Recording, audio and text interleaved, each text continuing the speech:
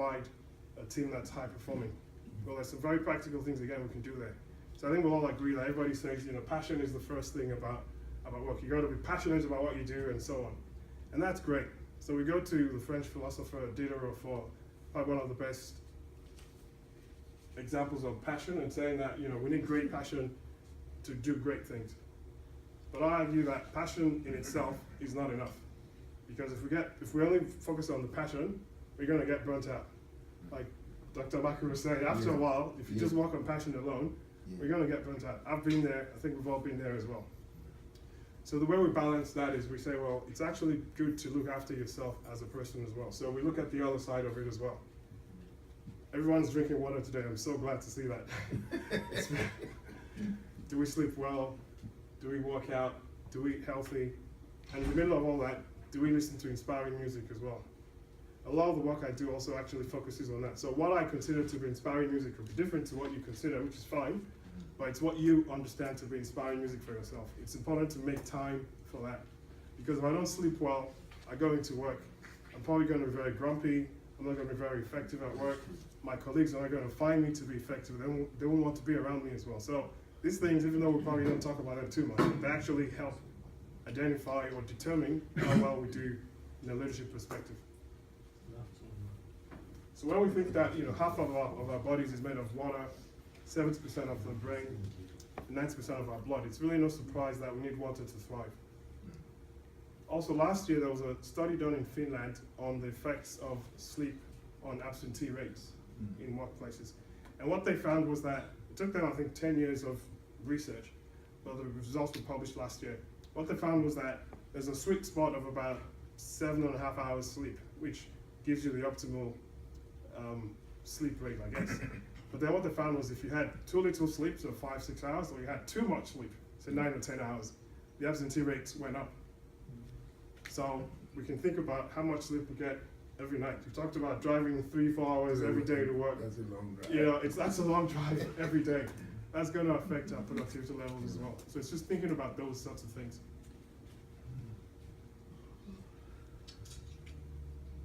And if we're having trouble sleeping, I can recommend Bach's Gold Dog Variations, which is probably the best music to listen to if you're trying to get some sleep. The other thing I'm also finding these days is that a lot of companies have nap rooms, right? People can just go and have a quick nap during the day. Because again, it's hard to maintain your alertness for like an 8-9 hour period without having a break, right? Because we talk a lot and we have meetings and everything else. So just having a quick 10-minute nap can actually make such a big difference. Again, there's a lot of research that backs that up, that it's okay to have a nap in the middle of the day at work. It's actually encouraged in a few companies these days. And I'm hoping that we'll see more companies. Yeah, cool. And exercise. Again, exercise during the day. It doesn't have to be something you do at the gym. There's simple exercise you can do, which I can show you later on, what you can do at your desk, just to get the juices flowing and so on.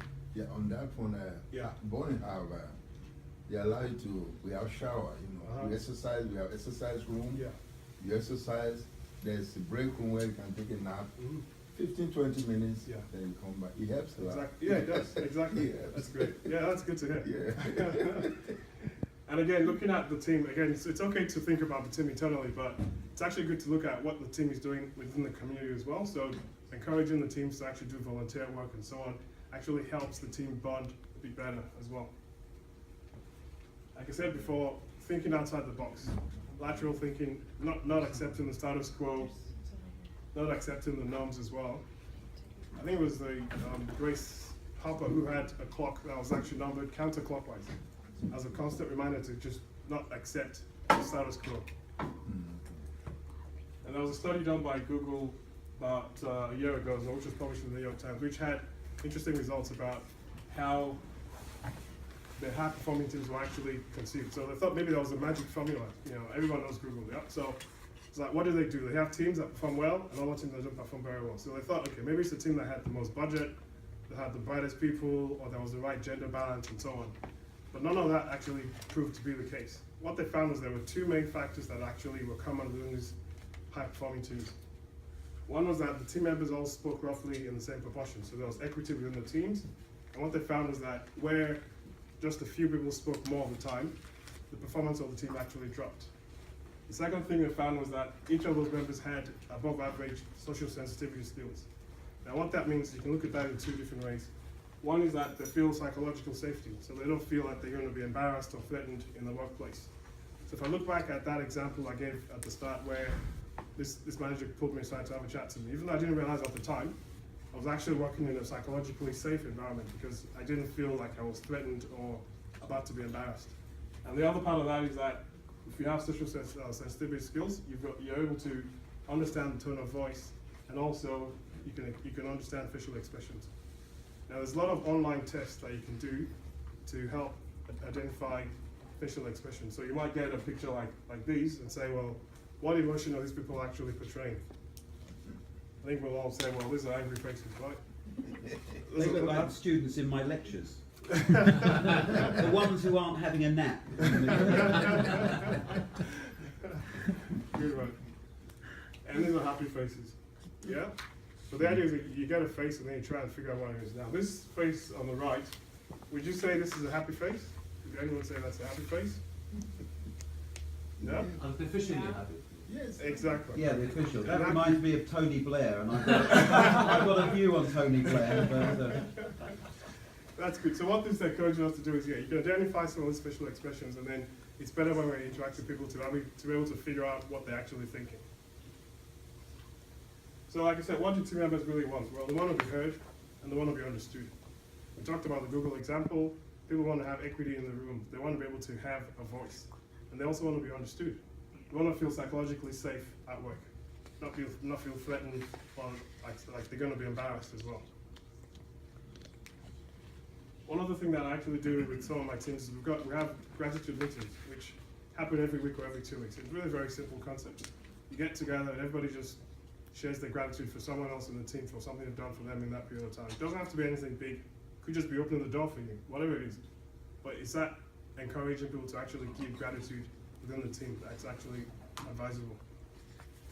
So just to wrap up, I guess, well, we looked at leadership from the perspective of the leader not being an egotistic leader. They put their ego to one side. The different leadership styles, what impact that style could actually have on the team, but also on the productivity of the team as well. Looked at poise, being able to be calm within a chaotic environment. And then from the team side, the gap between people, understanding we have different individual mental models, how we actually interact with other people. Looking after our health, water, sleep, food, exercise, music, in the middle of all that. Not just thinking about the team internally, but also doing work outside the team. Thinking laterally, challenging the status quo, not accepting the norm. And being understood, being able to objectively identify what people are saying by the way they contrast different things. And that's it. Thank you.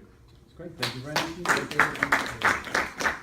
Perhaps if I just start with one or two observations before we open.